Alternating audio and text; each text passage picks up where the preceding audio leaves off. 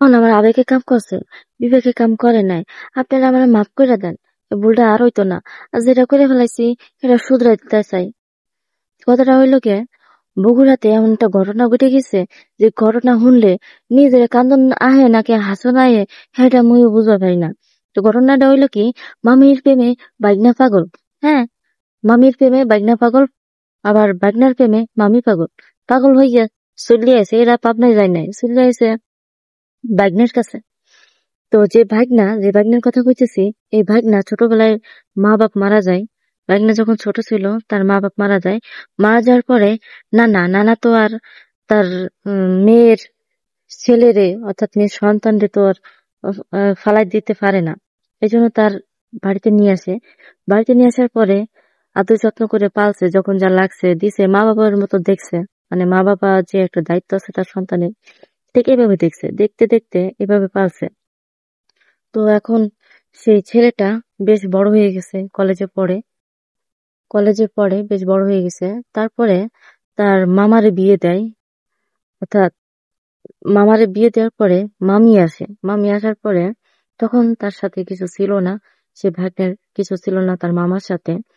যখন এই মামির দুটো বাচ্চা হয়, বেশ বড়, যে একজনের বয়স 5 বছর আর একজন বয়স হচ্ছে 3 বছর। তো এই 5 বছর আর 3 বছর দুইটা সন্তান রাইখে সে ভাগ্নার সাথে প্রেম লীলায় মাইতে যায়। দুজন কত সুন্দর ঘুরতে যায়। হ্যাঁ, একজন প্রেমিক প্রেমিকা যেভাবে চলাফেরা করে, তারাও ঠিক সেইভাবে প্রেম লীলায় মাইতে যায়। মাতার পরে বাড়ি ফাঁকা পাইলে আকাম কুকাম করে। তার মামার তার মামারও সন্দেহ হয় যে তার ভাগ্নে হয়তো কিছু একটা করতেছে, তার মামির সাথে হয়তো কোনো একটা সম্পর্ক আছে, বা একটা মানুষের চালচলন দেখলে বোঝা যায় যে তার ভিতর কি হচ্ছে, তাদের সম্পর্ক কোন দিকে যাচ্ছে। আবার সেই মামা ভাবে যে না, এটা তো হতে পারে না, এটা কিভাবে হবে, সে আমার ভাগ্নি আর সে হচ্ছে মামি, এদের ভিতরে এমন কোনো ঘটনা কিছু হবে না, এগুলো ভাবছে। ভাবতে ভাবতে একদিন সে নিজের চোখে দেখে তাদের আকাম কুকাম দেখতে, মামি আর তার ভাগ্নে দুজনে আকাম করতেছে। এটা দেখার পরে সেই মামা আর চুপ করে থাকে নাই, যে জিজ্ঞেস করলো ওর সাথে তোমার কি সম্পর্ক, তোমরা কেন এরকম করো। তারে হুঁশিয়ার করে দেওয়া হয়, অর্থাৎ তারে একটা সুযোগ দেওয়া হয় যে তোমরা এরকম আর করো না, তোমার দুটো সন্তান আছে, সন্তানের মুখে দিক তাকায় তোমরা এসব বাদ দাও। তারপর তারা শোনেনি, তারা ঘুরতে যায়, তারা বিভিন্ন জায়গায় ঘুরতে যায়। আবার সে আকাম কুকাম করতে থাকে। তারপরে মানুষের একটা সহ্য ধৈর্য আছে। তারপর সেই মামা তার মামির ঠাস করে কয়েকটা থাপ্পড় মারে। থাপ্পড় মারার পর সে বেহুশ হয়ে পড়েছে, কারণ হচ্ছে তার হার্টের সমস্যা। সে সেই মামার কাছে যখন সাংবাদিকরা গেল, যাওয়ার পরে জিজ্ঞেস করলো যে আপনি কিছু বলেন নাই বা আপনি কি টের পান নাই, কিভাবে কি, সাংবাদিকরা তো যা যা জানা দরকার সবকিছু জানে। তখন বলে আমি তাকে প্রথমে শুধরাতে কইছিলাম, করার পরে সে শোনে নাই, তার একটা থাপ্পড় দিছিলাম, থাপ্পড় মারার পরে 5,000 টাকা জরিমানা দিতে হয়েছে। তা কিভাবে জরিমানা দিতে হয়েছে জিজ্ঞেস করতেছে সাংবাদিকরা। তো বলতেছে তার এরকম হার্টের সমস্যা আছে, তার গায়ে যদি হাত দেওয়া হয় তাহলে সে মরামারি খুনের দায়ী হয়ে যেতে হবে আমার। এই জন্য তার আর কিছু বলা হয় না, তাকে এমনি মুখে মুখে যা বলার বলতে হয়, কিন্তু সে শুনতেছে না।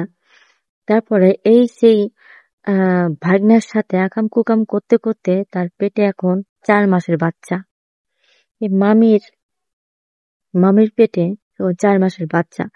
যখন সে বাচ্চা পেটে চলে আসে, আসার পরে সেই মামি এখন অন্বেষণ নিচ্ছে তার ভাগ্নার রুমে গিয়ে। অন্বেষণ নিচ্ছে যে তার বিয়ে করতে হবে, এবং যে ভাগনা তাকে তো আর বিয়ে করবে না, কারণ হচ্ছে তার হচ্ছে বয়সটা অনেক কম, সে এখন বিয়ে করতে পারবে না। এখন সে কান্নাকাটি করে বেড়াচ্ছে, আর ও বলতেছে যে এটা হচ্ছে ব্যবসা। সেই মেয়েটার কথা বলতেছে, অর্থাৎ সে মামির কথা বলতেছে যে এটা হলো তার ব্যবসা। আর তার আগে একটা বিয়ে ছিল, সে এরকম করছে, করার পরে আমার ছেলের বিয়ে করছে। বিভিন্ন কথাবার্তা চলতেছে তাদের ভিতরে। একটা মানুষ যখন বিপদে পড়ে তার ভেতরে কত রকম যে কথা আসে একটা মানুষের বিরুদ্ধে, ঠিক সেইভাবে কথাবার্তা চলতেছে। এখন যে ভাগ্না বলতেছে, সেই সাংবাদিক তার ভাগ্নের কাছে বলতেছে যে তুমি কেন তার কাছে গেছিলা, তোমার তো এখন বোঝার একটা বয়স আছে, যে তুমি এখন বুঝতে পারো কোনটা সঠিক কোনটা ভুল, সবই তো তুমি বোঝো।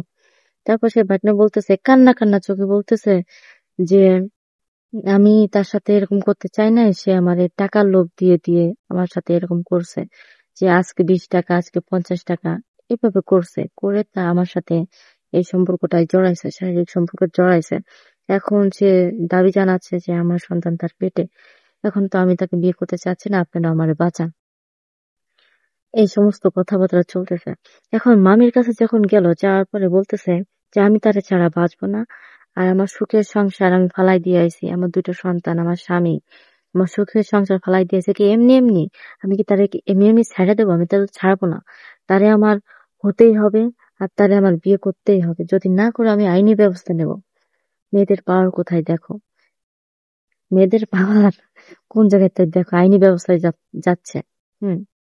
তো সেই মামি এখন সেই তার ভাগ্নের ছাড়া বাঁচতেছে না, আর ভাগ্নেকে কাইন্দা মরতেছে, ফান্দে পড়িয়া কাইন্দা মরতেছে। এখন বোঝো যে লোসামি তো দুজনে করছো, সেও মজা পাইছে তুমিও মজা পাইছো, এখন মাঝখানে যাই কান্দো কেন? হ্যাঁ, মাঝখানে যাই কান্দো কেন? এটাই তো বুঝিনি।